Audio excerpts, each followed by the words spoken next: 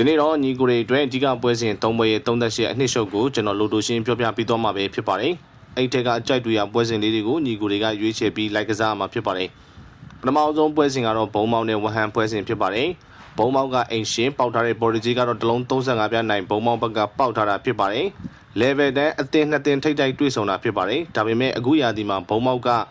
အတော်လေးကိုခြေစွမ်းကောင်းမှုနေတဲ့ဝဟန်ကတော့အနေငယ်အကြဘက်ကိုရောက်နေတဲ့အနေအထားရှိပါတယ်။ဝဟန်ကအဝေးကွင်းရလဲကစားရမယ်။ဘုံမောင်းက135ပြားနိုင်ပေါက်ထားတဲ့အနေအထားမှာ level 10အသင်းတွေဖြစ်ပါတယ်။ဝဟန်အနေနဲ့အဝေးကွင်းဘက်မှာ35ပြားအချုံအပြည့်နိုင်ကိုကြည့်ရမယ့်ပွဲစဉ်ဖြစ်ပါတယ်ကျွန်တော်ကတော့ဒီပွဲစဉ်ကိုတည်လို့ခံမှန်းတာဖြစ်တဲ့အတွက်ကျွန်တော်ရွေးချယ်မယ်ဆိုရင်တော့ဝဟန် body ကိုကျွန်တော်ရွေးချယ်မှာဖြစ်ပါတယ်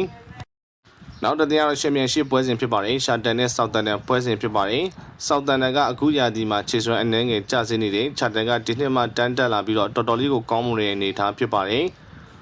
ဆောက်တန်တဲ့ဘက်က level 5ပြားရှုံးပေါက်ထားတဲ့ရှာတန်ကွင်းဖြစ်ပါတယ်ဒီပွဲစဉ်ကတော့တည်ရင်နဲ့အင်ရှင်အားသာချက်ရှိလို့ရှာတန် body ဖြစ်ပါတယ်နောက်တစ်တရားတော့ဘီလာရဲနဲ့မာရော့ကပွဲစဉ်ဖြစ်ပါတယ်မာရော့ကတော့ထုံးစံအတိုင်းခံစစ်လည်းမကောင်းဘူးကိုသွင်းရလည်းမကောင်းဘူးဘီလာရဲကတော့အခုရာသီမှာထူးထူးခြားခြားကိုမှခြေစွမ်းအတော်လေးကောင်းမွန်နေတယ်ဂိုးသွင်းရလည်းအတော်လေးကိုပြသနေတဲ့အသင်းဖြစ်ပါတယ်ပေါက်ထားတဲ့ဂိုးပေါင်းကြီးကတော့3လုံး20ရှုံးဖြစ်ပါတယ်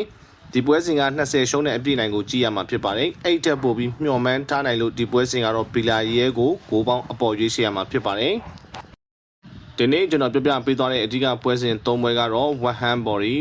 ရှာတန်ဘော်ရီဘီလာရဲဂိုးဘော်ဖြစ်ပါတယ်အဲ့ထက်ကအကြိုက်တူရပွဲစဉ်လေးတွေကိုညီကိုတွေကရွေးချယ်ပြီးလိုက်ကစားပါ